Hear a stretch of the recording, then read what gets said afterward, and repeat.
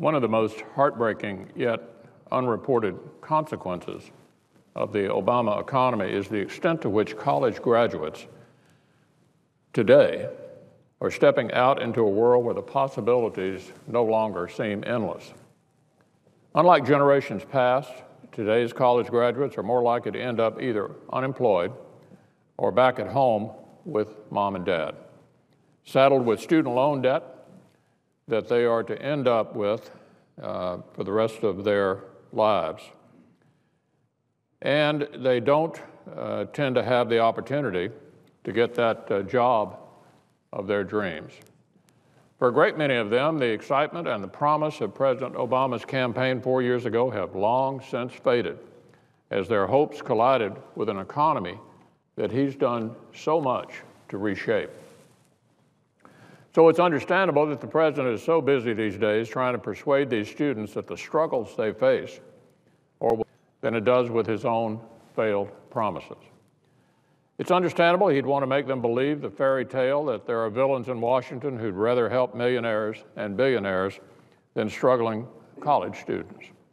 But that doesn't make this kind of deception any more acceptable. Today, the president will hold another rally at which he'll tell students that unless Congress acts, their interest rates will go up in July. What he won't tell them is that he cared so little about this legislation that created this problem 5 years ago that he didn't even show up to vote for it. And that once he became president, he didn't even bother to include a fix for this problem in his own budget.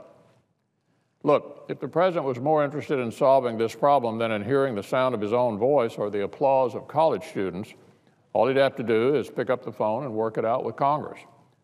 We don't want the interest rates on these loans to double in this economy.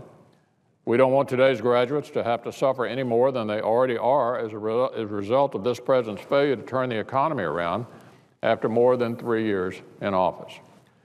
Really, the only question is how to pay for it. Democrats want to pay for it by raiding Social Security and Medicare and by making it even harder for small businesses to hire. We happen to think that at a time when millions of Americans and countless college students can't even find a decent job, it makes no sense whatsoever to punish the very businesses we're counting on to hire them. It's counterproductive and clearly the wrong direction to take. So let's be honest, the only reason Democrats have proposed this particular solution to the problem is to get Republicans to oppose it, to make us cast a vote they think will make us look bad to voters that they need to win in the next election. They admitted earlier this week to using the Senate floor as an extension of the Obama campaign. So no one should be surprised that they opted for a political show vote over a solution. What Republicans are saying is, let's end the political games and solve the problem like adults. This is an easy one.